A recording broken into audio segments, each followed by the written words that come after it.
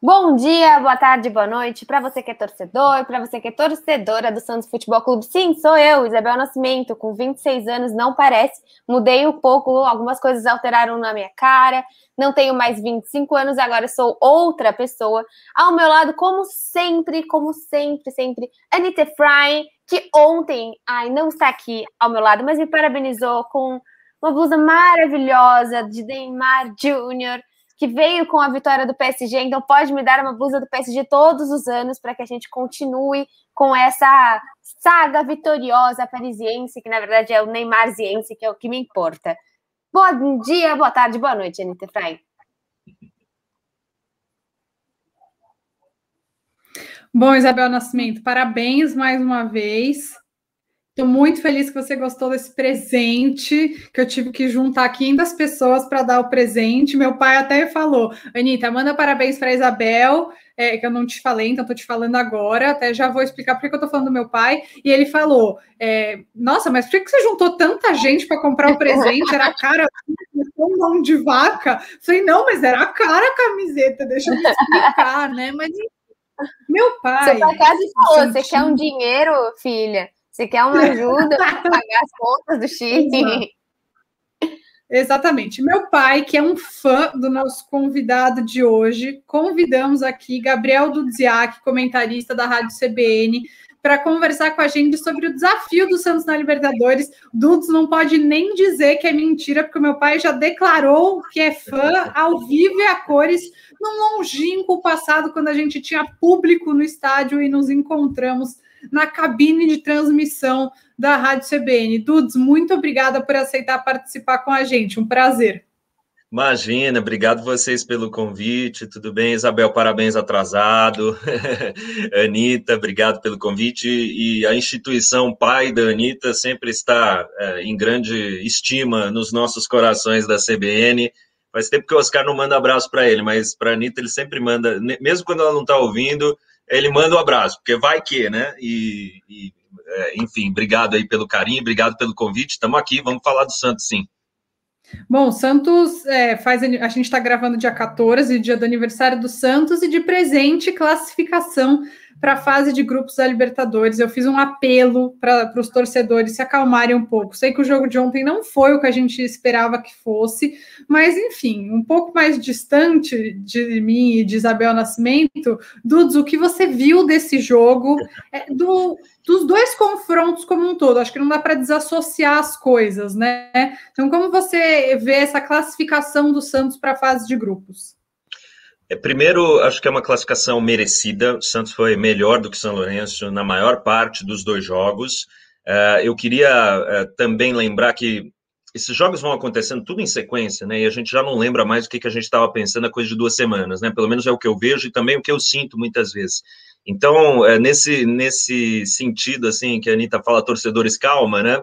Vamos lembrar como é que o Santos chegou para essa pré-Libertadores, né, gente? Chegou com um técnico que estava assumindo o clube há poucos dias antes, veio com uma derrota para o São Paulo naquela lagoa lá do Morumbi, aquele jogo totalmente atípico, goleada, veio sem os seus principais jogadores inicialmente, né? Os jogos com o Deportivo Lara, o time estava desfalcado, quem é que vai jogar, quem é que não vai jogar. Antes disso, ainda, né, pensando, como que eu vou substituir o Pituca, como que eu vou substituir o Veríssimo, eu não vou ter o Caio Jorge, não tenho o Marinho, o Soteldo. Esse era o Santos, tá? E passou pelo Deportivo Lara. Ótimo. E aí chegou o São Lourenço, a gente falou, né, os comentaristas, e eu imagino os santistas. Agora o buraco é mais embaixo, porque se foi difícil contra o Lara, imagina o São Lourenço. E aí, nas prévias, a gente, quando analisou o adversário, falou, olha, o São Lourenço tem um time forte fisicamente, vai ser um desafio grande para os meninos, porque é muito choque, é muita briga, é muita marcação forte, em alguns casos é até muita pancada, como a gente viu nos dois jogos. Então, esse era o cenário. E aí, entra o Santos naquele primeiro jogo, em Buenos Aires, e domina o jogo, por meio da posse de bola. Faz o primeiro gol, faz o segundo gol, tá tranquilo no jogo. Até ali, os 25 do segundo tempo, né, por aí. E aí, aos 25, tem uma falta de concentração, toma o primeiro gol, corre o risco de tomar um empate, porque o Santos ficou desnorteado, mas veio o terceiro gol. Então, eu estou lembrando disso para a gente chegar no jogo de ontem, né? esse é o Santos que chegou ontem, com 3-1 na Argentina, tendo controlado o adversário e podendo jogar com essa vantagem. Eu acho que o primeiro tempo foi bom ontem, foi bom. Fez o gol, concedeu poucas oportunidades para o São Lourenço, salvo engano, só teve uma defesa difícil do João Paulo, que é já na reta final do primeiro tempo, que eles palmam para o lado e depois tem um rebote, e aí mandam para escanteio, se eu não me engano. E assim vamos para o segundo tempo. É expulso um atleta do São Lourenço. O Santos faz o segundo gol, 2-0, né? Ótimo, excelente. E aí é que vem a parte ruim de toda essa jornada do Santos até aqui. Então, a parte ruim, ela é pequena. E a parte ruim é no momento em que o Santos já tem a classificação quase assegurada. Então, eu não quero aqui passar por cima da parte ruim. Ela tem que ser atacada, né? Tem que ser corrigida. O Santos não pode, de novo, todo fim de jogo vai ser isso, né? Eu entendo esse sentimento. Mas, dando os 2, 3 passos para trás, esse é o Santos que entrou na Libertadores com esse contexto. E esse é o Santos que está na fase de grupos da Libertadores. Então, eu imagino que agora passou essa primeira parte da corrida, né? Assim, a Anitta pode falar melhor de corrida do que eu, mas foram os primeiros quilômetros. Agora dá até para tomar uma água e seguir adiante. Então, acho que esse é o sentimento que tem que ficar hoje. Não de frustração e medo, mas sim de conseguimos, passamos pela pré-Libertadores. Não sei o que vai ser o jogo do Grêmio logo mais, por exemplo. Não sei se o Grêmio vai passar. Em outros anos, o São Paulo não passou. O Corinthians não passou, o Santos passou, com todos esses problemas no clube, né? É o que eu vejo. É só algo que eu acho, assim, quando você diz que passou um receio, eu sinto muito a sensação de uma mini dorzinha da derrota da final do ano passado foi embora. Então eu acho que ainda é uma sensação de uma construção de imagina se nós não tivéssemos ganho ano passado e também não estivéssemos na Libertadores desse ano. E até perguntando para a Anitta, assim, a partir do comentário que você fez em questão de meio de campo das faltas do ano passado, eu acho que nós achávamos que sentiríamos mais Veríssimo e estamos sentindo talvez uma falta mais técnica de um Pituca no meio de campo. Como que você viu isso ontem, Ni? Eu sei que eu sou uma grande defensora do Jean Mota, realmente ontem desastre, assim, eu acho que ele nunca fez uma sequência de bizarrices e uma coisa de louco. Eu acho que se ele fizer, tipo, o DVD do Giamotto, assim, ele não pode pegar nunca, que se ele pegar só esse jogo foi terrível. O Giamotto ontem, infelizmente, não acertou nada, tava numa péssima noite e as alterações foram complicadas, e principalmente no meio de campo, né, Ni? Por isso que eu pontuo, se a gente compara do ano passado, talvez o Veríssimo esteja mais encaminhado no Santos hoje do que a gente tem um Pituca, né? Sim, eram muitos desfalques também, né? Porque já perdeu o Pituca, aí perdeu o Sandri, aí perdeu o Balieiro, que não é nada grave, deve voltar. E achei estranho o Ivonei não aparecer ontem. Eu não sei, assim, eu achei muito estranho. Então, eu li depois que é porque ele ainda não fez nenhum jogo desde que ele se recuperou daquela lesão grau 1 na coxa. E o Ariel Roland falou também da estatura do Madison para bola alta.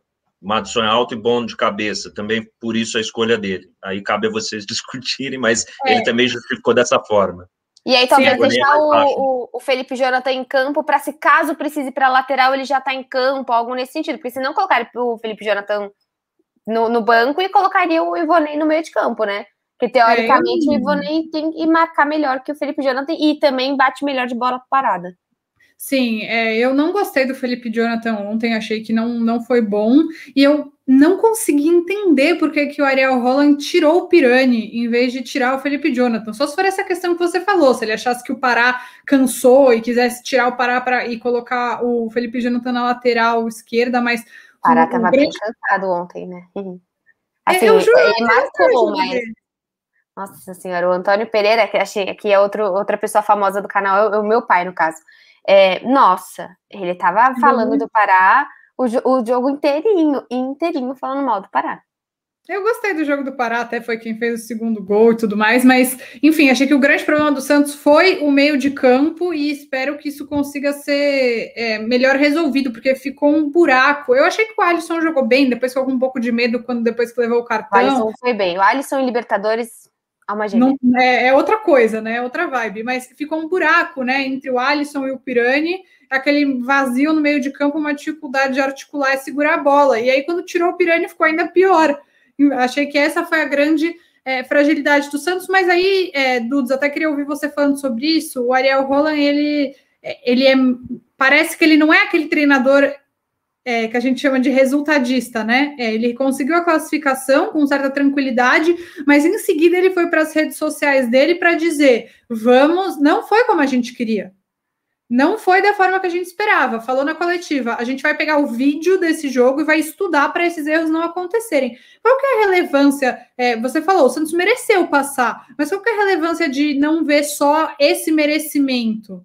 De ver também os erros que aconteceram nesse trajeto? Ficar só passando os 15 minutos do Jean Mota para o time, assim, falando, gente, não, o que o Jean fez? Assim não, não, eu acho muito importante, Anitta, porque assim, eu acho que, digamos que ele falasse outra coisa, tá? Digamos que ele não fosse às redes sociais, digamos que ele não falasse sobre isso na coletiva, desse a entender de que, tá todo mundo cansado, é muito difícil, digamos que ele falasse desse jeito. Ele culpasse o calendário, né? Eu ainda assim, eu acredito que mesmo ele falando isso, no centro de treinamento, ele iria, gente, esse segundo tempo aqui não vai dar, vamos olhar, vamos fazer. O fato dele comunicar para o torcedor, eu acho excelente, acho muito bom, acho muito importante, porque é isso, o torcedor, ele assiste ao jogo e ele sabe, ele consegue ver que não deu certo, que não era isso que queria, que não era para o João Paulo sair como melhor em campo, ele sabe disso, entendeu? Ao saber isso, ele não pode ouvir do treinador que foi tudo ótimo, porque isso só deixa o torcedor mais angustiado, falando, poxa, esse cara não viu, não vai fazer nada, tá achando que ele tá bom. Então, por mais que ele ainda fosse fazer toda essa correção, eu acho muito legal que ele comunique ao torcedor, porque a gente repete bastante isso, né? Eu, Prates, o pessoal da CBN, quando tem uma coletiva de imprensa, o treinador, ele tá falando com o torcedor, entendeu? A gente é o meio, né? Mídia, né? Meio de comunicação. A comunicação é treinador-torcedor. Muitas vezes tem jornalista que não se importa com isso, quer fazer a pergunta dele e quer dizer que ele viu o jogo ou quer, então, confrontar, mas, no fundo, a resposta é para vocês, para o torcedor. Então, eu, respondendo objetivamente, acho ótimo que ele tenha falado isso e tinha certeza que ele já ia ver isso. O que me parece que aconteceu ali no fim é que o Santos ficou num dilema entre controlar o jogo, né, de posse de bola e deixa para lá, e aproveitar os espaços que o São Lourenço dava para o contra-ataque e fechar o jogo com gol. E aí ficava, o Santos tinha o contra-ataque, não fazia o gol. E aí vinha o São Lourenço de novo, acreditando que ia conseguir.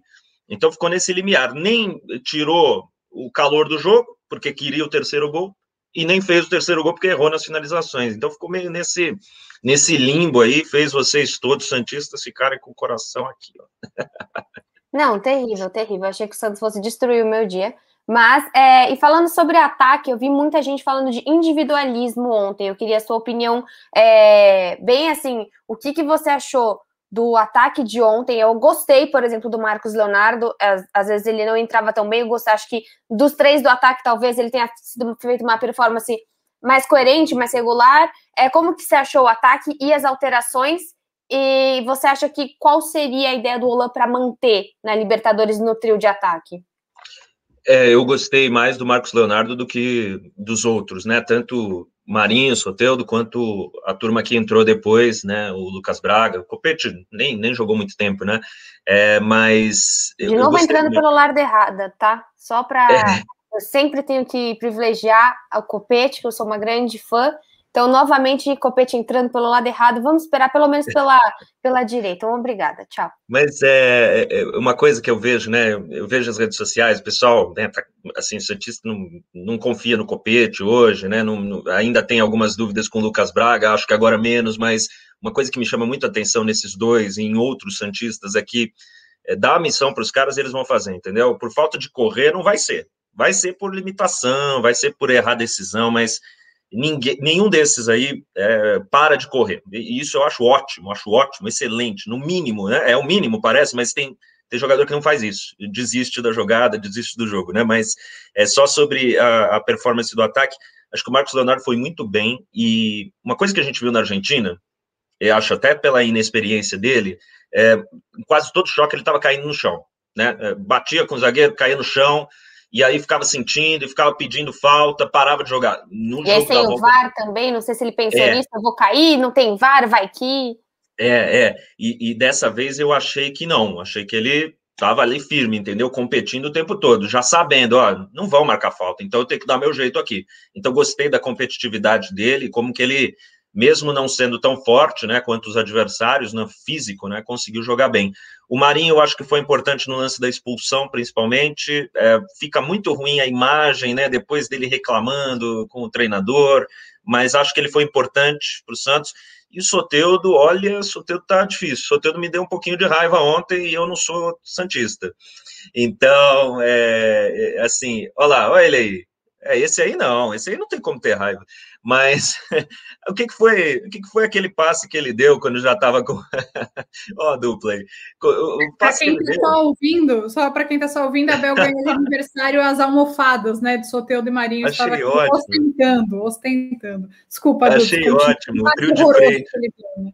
Fiquei pistola. Então. E assim, o Santos num contra-ataque, o Soteldo dá de 3 dedos no pé do rival, e logo na sequência ele é substituído. Eu acho que até o Ariel Roland falou assim: chega, né? Você tá aí para quê? Você tá fazendo o quê? Enfim, tudo isso para dizer que eu acho que o setor de frente foi bem, porque o jogo ontem era para puxar contra-ataque, era para bater com o zagueiro, era para tirar o Santos do sufoco. E se a gente for ver, até os 12 do segundo tempo não teve sufoco, né? Um pouquinho depois disso aí começou, principalmente na bola aérea, né? Acho que bola aérea de novo foi um problema.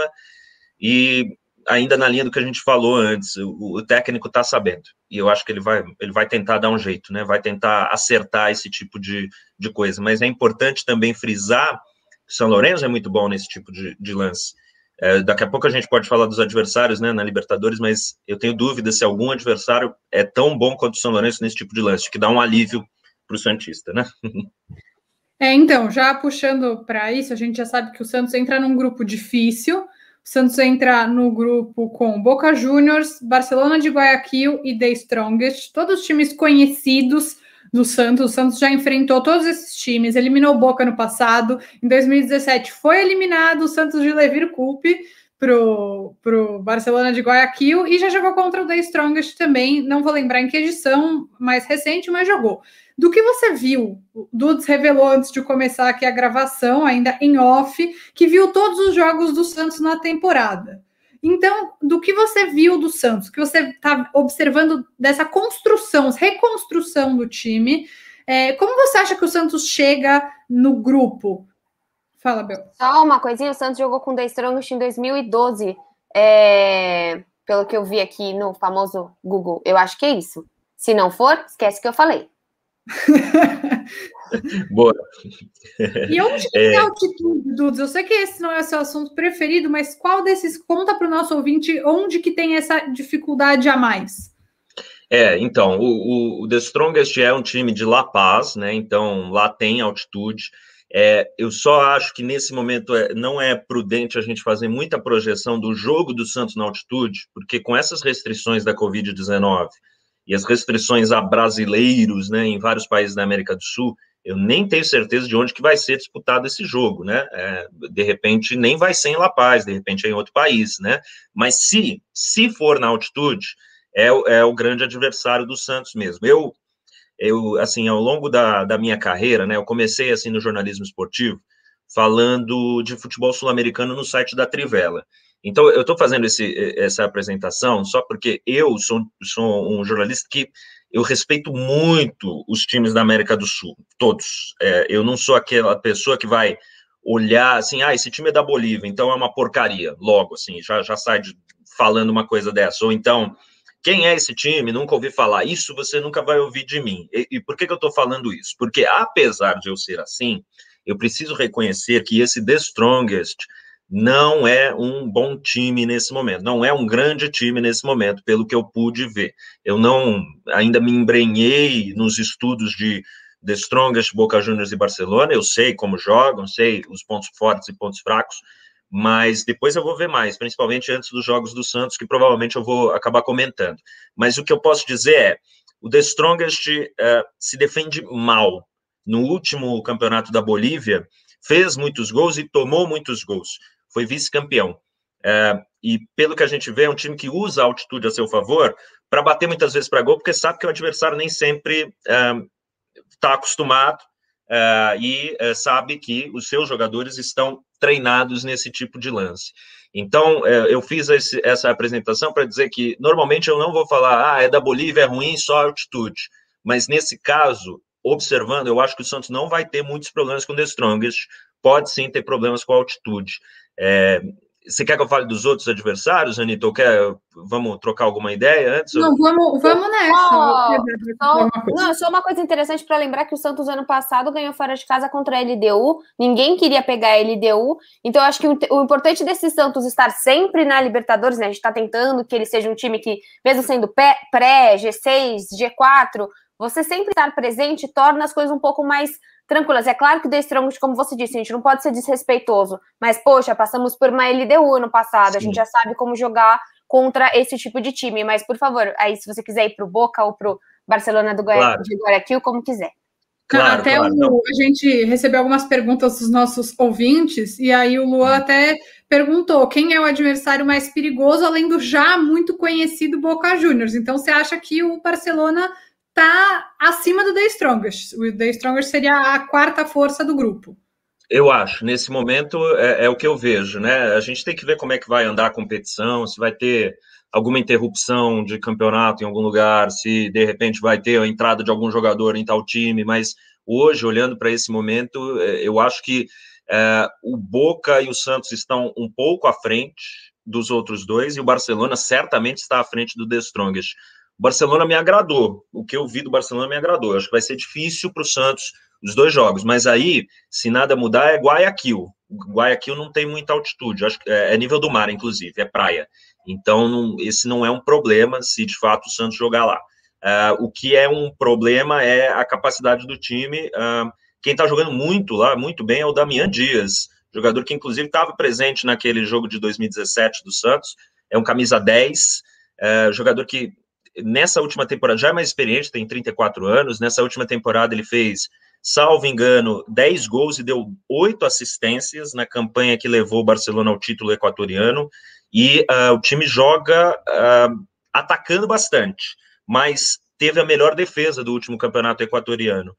Me pareceu um time que gosta mais de um jogo mais direto, né? Então pega a bola e já lança para frente, mas não chutão. Lançamento assim, troca de passes rápidos e joga para correr. Isso pode, de repente, transformar o jogo contra o Santos num jogo de vai e volta, né? Ataca, o outro pega a bola e ataca de novo, uma troca de golpes assim, a menos que o Santos tire o calor do jogo, né? E tem alguns jogadores importantes nessa equipe equatoriana, mas 2 atletas que foram importantes na última campanha equatoriana foram vendidos agora, saíram do clube, melhor dizendo. Um era o Jonathan Alves, que foi aquele destaque, né, daquele Barcelona 17, inclusive foi jogar no Inter, e depois voltou, e agora ele está no Atlético Nacional da Colômbia. E o outro é o Christian Coleman, que é um centroavante paraguaio, que quando o Rogério estava no São Paulo treinando, ele foi especulado na época para reforçar o São Paulo, acabou indo para os Estados Unidos e voltou para a América do Sul, fez um bom campeonato equatoriano e agora saiu de novo. Então, esses 2 foram vendidos, né, saíram do clube. Então, isso pode ser uma vantagem para o Santos, porque eram goleadores que estavam naquele time e agora não estão mais. Mas o Barcelona me agradou. E o Boca é o mais conhecido, né? Vocês santistas sabem bem o que esperar e sabem bem como atropelar o Boca Juniors, com aquele começo intenso. Com essa raivinha, né, que eles vão vir, né? Com os santinhos engasgados, que eles estão, assim, com uma vontade de dar... Tem que colocar o Lucas Braga em campo. O Lucas Braga é o pai dos argentinos. É isso. Tem razão, bem lembrado. Bem lembrado. Agora, assim, então, bom, a gente pode pensar que o Santos é capaz de repetir o que fez, mas agora tem outro treinador que talvez não queira esse jogo tão frenético como foi aqueles aqueles primeiros 15 minutos, né, na Vila, principalmente. Mas o Boca é o quê? É um time que defende muito e joga em contra-ataque. Imaginando que o Santos vai ficar com a bola, imaginando que o Santos quer dominar, pode ser que o Santos sofra com esses contragolpes, de uma forma como não sofreu quando o técnico era o Cuca, né? Porque o Cuca queria esse jogo direto, não tanto de controle. Não acho que tem melhor ou pior. Também pode ser bom você controlar o ritmo do confronto se você conseguir criar oportunidades de gol. E aí o adversário não vai ter espaço também se você estiver bem posicionado. Mas eu acho que nessa partida contra o Boca, a gente vai ver, sim, o Santos com 60% de posse de bola e o adversário se defendendo e esperando.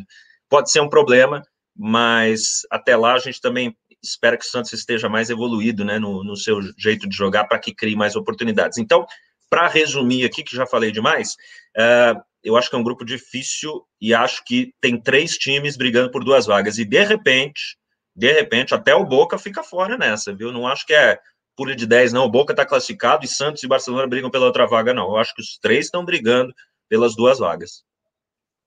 E você falou em questão de ser um time do Cuca que era um pouco mais defensivo. Até acho que se a gente olha o Santos de Cuca jogando contra o Boca, parece muito o Santos do Ariel hoje. Qual você acha que é a maior diferença que o Santos tem? Eu não sei se é um peso menor a Libertadores desse ano. Qual a maior diferença de elenco, sabe, das peças, mas da maneira de o Santos encarar a Libertadores e que vai jogar com esses times, né? Lembrando que dia 20, daqui a uma semana, terça-feira que vem, já começa a Libertadores, aí o Santos já joga, se eu não me engano, é na Bolívia? Se eu não me engano, ele já... Não, é em casa. Já joga em casa e já começa a Libertadores. Assim, eu acho que é importante a gente pegar a última temporada do Santos, você não tem como dissociar o que aconteceu no clube com o que aconteceu com o time, né? Em outros times você pode fazer isso, você pode falar que o São Paulo era uma bagunça com a eleição, mas o time era outra coisa, ou que o Palmeiras estava bem e o time estava bem também, e o Flamengo, enfim, você consegue dissociar, no Santos não consegue, por quê? Primeiro que os problemas administrativos limitaram a capacidade de investimento, limitaram a contratação de jogadores e até, de alguma forma, orientaram o Santos a escolher o treinador que escolheu, né? Porque o Cuca, ele é um cara para gerir elenco, né? Assim, não estou dizendo que é uma ótima gestão de elenco, tem várias desavenças na história da carreira, mas é um cara que mobiliza grupo.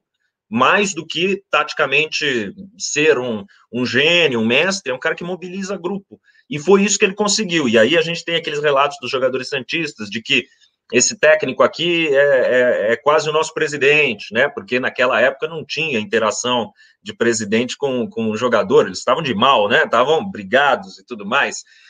Então, aquele Santos era um Santos da mobilização. Apesar de tudo, a gente vai, briga e vamos... E de alguma forma conseguiu ir bem, né? O Santos chegou com muitos méritos na final, teve uma fase de grupos até um pouco complicada, não em resultados, mas em desempenhos, e chegou na final. E eu acho que o sentimento do Santista era, primeiro, sei lá o que vai acontecer, vamos ver, torcendo para não cair no Brasileirão, e o que vier é lucro. Pelo menos eu ouvia isso, não sei, vocês são as santistas aqui. Perfeito, tem um podcast do ano passado que eu e a Anitta fizemos, o Santos está se acruzeirando? Porque o medo era definitivamente cair de série e cair na dívida e não conseguir se reerguer. Acho que é perfeito. Então, assim, esse sentimento agora não tem mais, né? O sentimento agora nós estamos num outro momento, nós contratamos um treinador para desenvolver jovens, nós contratamos um treinador porque gostamos das ideias, nós estamos apostando nesses jovens. Não tá aquela coisa assim, a expectativa era uma, aí sai um cara no meio, o outro rompe contrato, não sei quem é o presidente, isso aí não tá mais, então tá mais organizado. Então existe a expectativa de mais organizado vai ser melhor. Agora, o elenco, os jogadores, eu acho que o elenco desse ano é pior do que o do ano passado, porque não tem o Pituca, não tem o Lucas Veríssimo, lá no começo, vocês se lembram, tinha ainda Sacha, Yuri Alberto, Everson, eram jogadores que poderiam ajudar o Santos e que agora não estão mais, né? Então, eu acho o elenco agora pior, mas tem esses meninos que a gente não sabe o teto deles. Onde vai chegar o Ângelo? O Ângelo pode ser melhor que o Marinho, a gente não sabe. Em breve a gente vai saber, né, se tem esse potencial. O Marcos Leonardo pode ser melhor do que esses outros que eu citei. Então, assim, em termos de peças hoje, acho que o Santos está mais enfraquecido, mas mais organizado e mais tranquilo para desempenhar o seu futebol. Então, ao mesmo tempo, a fase de grupos é mais difícil. Parece que eu estou indo para um lado e indo para o outro, né? Indo e voltando, não estou respondendo muito objetivamente, mas é que são vários fatores a serem pesados. Eu só queria, né, como alguém que comenta futebol e que eu dou muita atenção para essa parte da tolerância à derrota, da tolerância com as pessoas que estão tentando, eu gostaria só que o Santista tentasse aproveitar esse momento que está vivendo, porque está na fase de grupos de novo, vai ter grandes jogos outra vez, está vendo esses meninos, tem um trabalho estruturado, isso também é motivo de orgulho e de se aproveitar, entendeu? Porque é muito difícil ganhar Libertadores, gente. Se eu chegar aqui e falar, Ano passado foi assim, então a meta agora é ganhar a Libertadores de novo. É muito difícil, não vou falar uma coisa dessa. Eu acho que tem que aproveitar que, de novo, apesar de todas essas expectativas ruins, o Santos está na Libertadores, está com o trabalho estruturado, e de repente pode surpreender de novo, por que não?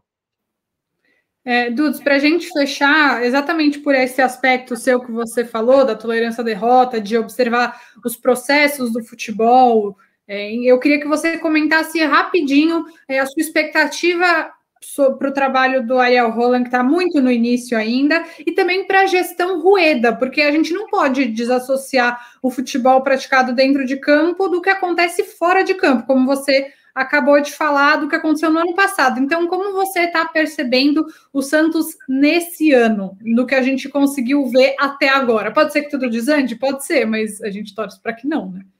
Exato. Me parece um bom começo da gestão. Só o fato de ter mais transparência, acho que já deixa todo mundo mais confiante. Eu não coloco minha mão no fogo por dirigente nenhum, tá? Nenhum. Não é do Santos, do Corinthians, nenhum, porque esses caras aí eu já confiei, já fiz cartaz, já falei bem algumas vezes e depois quebrei a cara. Então, eu não vou fazer isso agora, mas me parece que minimamente organizado o Santos está sendo, né? Está se organizando. Em relação ao trabalho do Ariel Holan, eu acho que esse cara ele tem uma visão muito boa de desenvolvimento de jogadores, é um cara que tem a experiência de ter trabalhado em outra modalidade, que eu sei que às vezes parece só uma curiosidade, mas acho que é legal essa experiência de fora. Trabalhou com mulheres também, que eu acho que é legal também trazer uma experiência diferente, não essa coisa viciada do futebol, ainda mais do futebol brasileiro, com todas essas picuinhas e todas as coisas e todas as desculpas, né? Sempre que eu ouço o Ariel Holan, ele não dá desculpa, ele está falando o que ele está vendo, está falando que vai melhorar, está abordando o que tem que ser abordado. E aí, em termos do campo, né, é difícil de saber para onde vai, mas as ideias são legais. Eu acho que o Santista não está com aquele sentimento de que esse time não me representa, né? Esse time não é o que eu quero. Eu acho que está vendo o Santos, olha, é o que eu quero, jogando para cima, com os garotos, atacando mais do que defendendo. Se ele tiver o respaldo nos momentos ruins, e não se enganem, os momentos ruins vão acontecer, tomara que sejam em competições nas quais o Santos consiga se recuperar, mas eles vão acontecer. Se tiver o respaldo, eu acho que tem tudo para fazer uma temporada boa, não sei se com títulos, mas pelo menos devolvendo o Santos a um patamar de tranquilidade, porque as ideias são boas, os jogadores estão sendo desenvolvidos, tem essa transparência aí da gestão, parece que o técnico e o presidente estão alinhados, não tem aquela história de sair nos sites aí, presidente não conversa mais com o treinador, treinador manda em direto para o presidente. Só de não ter isso já olha, graças a Deus. A torcida coloca a faixa, aparece presidente Pérez. Nossa. Eu acho que assim, cansativo até, né? Muito. Eu acho que uma coisa do ano passado era aquele sentimento de, meu Deus do céu, é agora ou nunca. Se a gente não ganhar mais 50 anos, pelo menos. E agora a gente está num sentimento de construção. Eu acho que essa é a melhor sensação que a gente tem. A gente tem a esperança que, se esse ano não der certo, ano que vem a gente pode estar de novo na Libertadores. E a gente vê times, seja Fluminense, seja Corinthians, seja outros times, repetindo coisas que o Santos fez no ano passado, e que a gente vê, a gente está um passo à frente em questão de organização, que é o que eu estou falando, questão de organização profissional desses times. Perfeito, eu concordo bastante com essa visão. Eu sei que se o Santos não ganhar, se o Santos for eliminado, vai ter só esse sentimento de derrota, de frustração, mas isso passa, gente, isso passa. O legal é saber exatamente isso, que não é uma vez a cada 50 anos, não pode ser, entendeu? Não pode ser, tem que ser uma coisa que você sabe os caminhos. Sei, assim, não sei a visão do Santista em relação a isso que eu vou falar, mas é na melhor das intenções que eu vou falar. O Palmeiras, por que o Palmeiras ganhou a Libertadores? Por causa do gol do Breno Lopes? Não, aquele jogo era para ir para os pênaltis, né? Era para ir para os pênaltis pelo que estava acontecendo, e aconteceu aquele lance que eu achei muito bom você falar esse nome no podcast. Desculpa, gente, mas assim, o que eu quero passar o Santos não foi pior do que o Palmeiras naquela final, foi igual, para mim foi igual, mas por que o Palmeiras ganhou a Libertadores depois de tanto tempo? Porque tá todo ano disputando, uma hora as coisas dá certo, entendeu? Uma hora o Breno Lopes aparece, mas para isso, desculpa, mas para isso você tem que estar todo ano, porque vai ter ano que vai ter azar, vai ter ano que o cara vai ser expulso na hora H, vai ter ano que a bola bate na trave e vai para fora, e vai ter ano que bate na trave o técnico nesse caso. Tem hora que eventualmente o seu técnico vai ser expulso, e é isso que acontece. Tem. Mas acho também que, enfim, que muitas vezes acontece por linhas tortas, né? O próprio Palmeiras, que estava com o Luxemburgo no começo do ano, foi relutante em demitir, não foi o projeto certo. Eu acho que a gente vê, depois de muito tempo, o Santos caminhando numa direção de um projeto esportivo de longo prazo. E isso faz com que eu, assim, não sou uma pessoa pessimista, como um amigo em comum que nós temos, que é santista e sempre acha que o pior vai acontecer, eu não sou essa pessoa. E eu achei que ia ser muito difícil para o Santos passar da pré-Libertadores, mesmo, e não foi. Então, acho que isso é importante também, né? A gente fica empolgado demais e aí fica frustrado demais e a gente pode ter um pouquinho mais de calma. Eu acho que o Santos tem potencial para passar da fase de grupos da Libertadores e está lá brigando mais uma vez, fazendo bons jogos, vendo o gol dos meninos da Vila, o raio que cai tantas vezes no mesmo lugar, enfim. Então, eu acho que vai ser um processo bonito. Se vai sair um título, eu não sei. Eu acho isso importante, tá? Eu sei que eu não falo em nome do Santista, mas eu gostaria que os torcedores, em geral, curtissem esses momentos, sabe? Curtissem ver um Marcos Leonardo jogando Libertadores contra o São Lourenço e fazendo esse golaço, entendeu? Claro que curtiram na hora, mas aí depois termina o jogo e fica esse sentimento que vocês citaram, né? Ih, que coisa, não vai dar certo. Mas é normal também, mas que horas depois, lembrem-se disso, esse garoto de 17 anos fez esse golaço, o Ângelo fez o golaço, a gente está vendo esses meninos, e depois a gente vai lembrar por anos e anos desses tempos em que o Santos tinha jogadores de 16, de 17 anos, de 18 anos, jogando, ganhando, passando, e olha que legal, né? Olha que legal, olha que orgulho do Santos que faz isso, entendeu? Vai ficar ruim se perder lá na frente, mas esses sentimentos, eles ficam também depois de um tempo, eu acho. É tipo o São Paulo, né? Assim, é difícil no momento, mas a gente tem plena noção do marketing.